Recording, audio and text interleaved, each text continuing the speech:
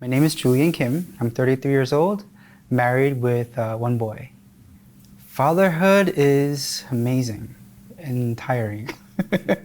I think it's the best moment of my life, probably. I mean, when he's around and spending time with him. I never saw myself smiling this much, but it's just been quite a journey, yeah, for sure. So we didn't have this kind of like some tango, are you interested in me or you're not? Are you like, that? No, we skipped all that. We went, all right, let's just start dating. But I think because of that, we didn't know each other very well. So when we were dating, we were having a lot of conflicts. We were butting heads because we were like, we didn't know. Oh, I didn't know that was what you liked, or I didn't know that was what you didn't like. But I think because we were dating, we were able to overcome that easier because well, let's figure it out. How can we work it out? Like now you know what hurts me. Like this is how you should respond to it. And we were sharing all that stuff, and it really worked out. But what really made me want to marry Yumi was the fact that I can see a family with her. I could see a future with her. And that was by seeing her interaction with her parents. For me, I'm very very arrogant, stubborn, 첫째 아들. It's like, oh, I don't care about my dad. I don't care about my mom. I don't really care about that. But Yumi was very much hands-on. Let's go talk to my parents. Let's go spend time with them. Let's go help them out. Go shopping with them and all that stuff. And I got to experience that. And I didn't have that growing up. I was like, oh, this is interesting. And then she was being a teacher. And I saw that how much she loved children and caring for children. I realized, oh, I think I could see myself, growing old with her and having kids with her. And I think she'll make a great mother. And I would like to, have that with her. And I kind of knew that right away. And people say they do when you meet somebody. So it was different from the past. And I think that's when I realized I want to spend more time with her and spend more future with her. I was born in Flushing. I loved every part of it. My parents owned and ran a dry cleaning store in a very nice neighborhood. We had a nice house, but my father got kicked out when I was 7 because the landlord had different issues and different plans for the property. He went to court and everything. He lost and lost everything. So my father decided, well, we should have a new start, and decided that we should all go to Korea. Me, my sister, my mom, my dad, we all moved to Korea and moved all the way south to Jinju, which is near Busan. We lived there for 7 years. But he says that, the reason for doing that was, yes, before a new start, but also he wanted to make sure the Korean was strong in me as well. He wanted me to experience what Korea is like and wanted to make sure that I identify myself as a Korean. So wanted to give me that experience of living in Korea. As soon as I was picking up and doing well, I got into one of the higher special class or whatever, in a really decent middle school. I moved back to America, and then I was put into one of the ESL classes in junior high school, even though I was kind of fluent in English. And I was knocked back the year. So I was all my classmates were a year below me, my age. That was a terrible time because I was, in Flushing, in the ESL. So then, I kind of, had a crisis of who am I? Where are my friends? How come my life is like this? So yeah, it was really hard. But eventually I, found joy and peace in playing and drawing. So, it was my own little time, to escape from reality, escape from everything going on. So, Legos and drawing were my best friends. That's how I got to spend time and burn time. And then I found a real drive for art.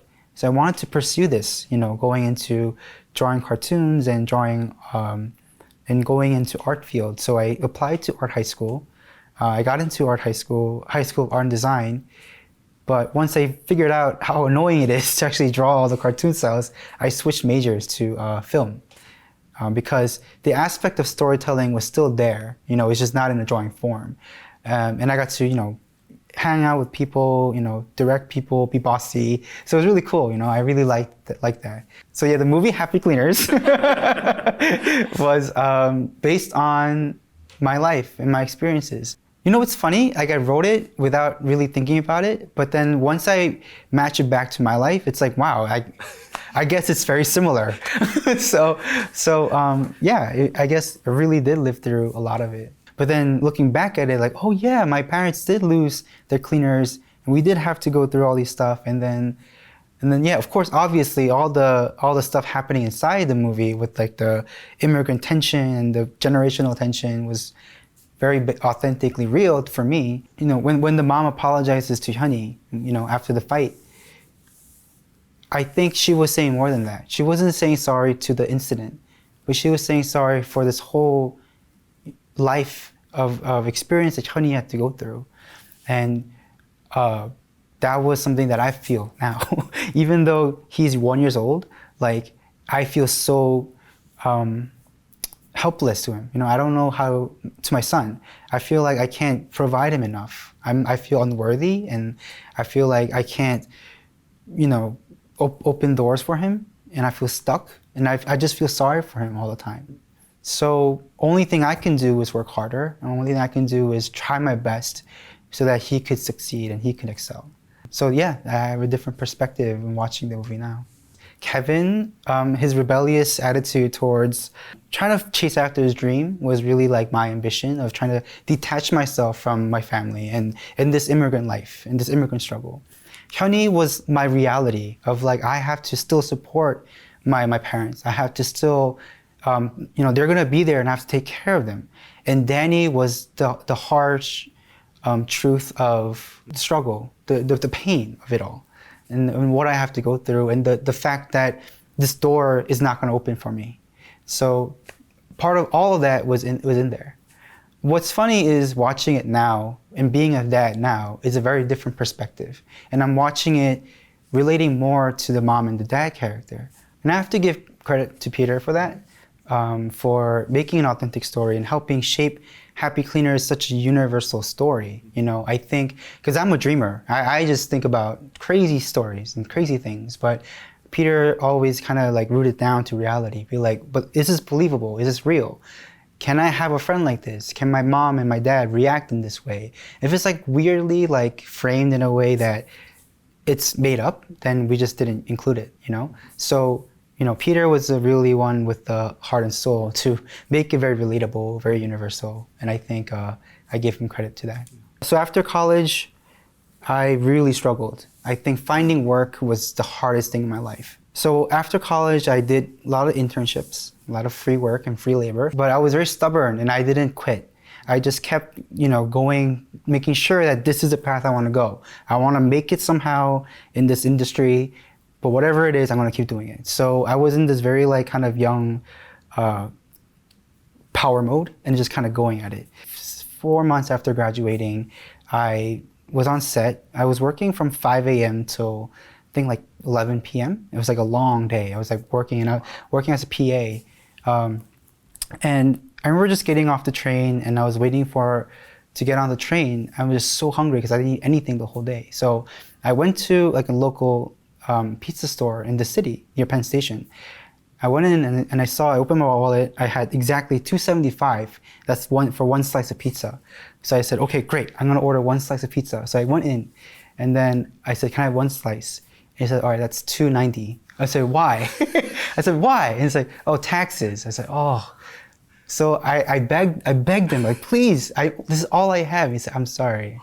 So I went to an ATM and it was $4 for the transaction fee. So, okay, I took out the money. I, paid the pizza. And then this is when my faith was really strong. So I was, walking back to the train station with the pizza. I was like, all right, I should give grace to this before I eat it. It's like, oh, dear God, thank, and I couldn't say it.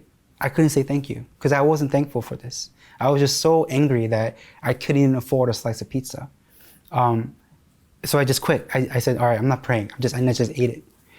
I came home and by the door was hanging a brand new North Face jacket. And I was like, what is this? And then my mom, she just wakes up from her sleep and she comes and she says, oh, I noticed that you've been wearing this very thin jacket and going out on sets. So I bought you a North Face jacket. But then, you know, the normal response would be like, oh, thank you. This is very nice. But I got so angry. I just flipped. I said, Mom, why did you spend so much money on this jacket? Because I was just angry at the whole world, being like, I can't even pay for pizza. Why do I deserve this jacket? And I threw it. I threw it on the ground. I threw it at her, and I just said, get out. I don't want to see this. And then she was just crying, and she was like, I'm sorry. Like, I just thought you'd like it. And I said, no, I don't want it. I don't want to see it anymore. And I just closed the door. And I just remember, like, in my room, I was just sobbing. I was just like sobbing. I was like, I hate my life right now because I can't even, you know, yeah, everything just wasn't panning out. And I said, is this the right path for me? Do I have to go through all of this, even to put my mom's money and ask for her to spend that much money for me? Like, is this worth it? I think that was like a motivation of, like, you know, my mom's love and care, that she would, you know, go through all that for me. So that's why I said, okay, I'm gonna make it. You know, I'm gonna go and make sure that I'm doing well, and I don't want to put my mom to work and make her suffer anymore. Yeah. You know, I'm a very emotional guy, and I sometimes can't control that properly. I think I feel before I think. So whatever I'm feeling, I react to it. I can't explain why I'm mad. I really can't. I just feel mad. I'm angry at you, and I'm angry at everybody. But, you know, oftentimes I go to very dark places. Like, I think growing up, I had a lot of suicidal thoughts, ever since I was a young age. And, like, I, you know, was overwhelmed by this emotion. But what really, like, helped me kind of stay on track was, I think, my faith in God. I think that really helped me heal and overcome this kind of emotional wreck that I am. And now I see Ian, and I'm like, but for him at least, you know, I want to live. And for him, I want to strive, and I want to be successful and do well on his behalf. So it's no longer about me. And I realized that once you know, I met God and I met Yumi, that this life of mine doesn't belong to me. And my death is a very selfish act. And by killing myself, it's not being considerate to those around me who I'm going to hurt. And I think that kind of feeling is a bit greater now that I have a kid. I think the only biggest thing I have is I want a house. There's just something beautiful about having permanence and, like, having a place you could call a home, you know? And always renting out, always being under somebody and owning somebody something. It's like, you know, you feel almost enslaved to that.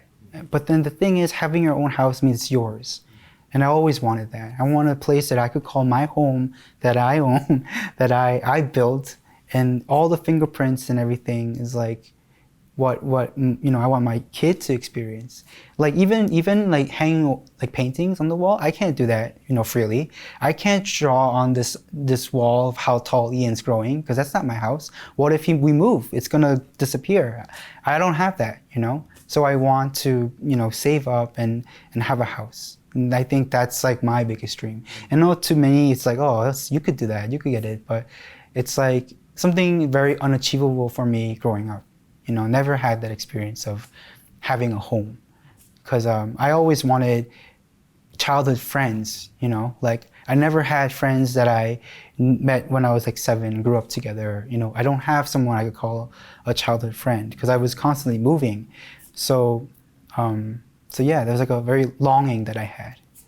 My name is Julian Kim, and this is my Korean American story.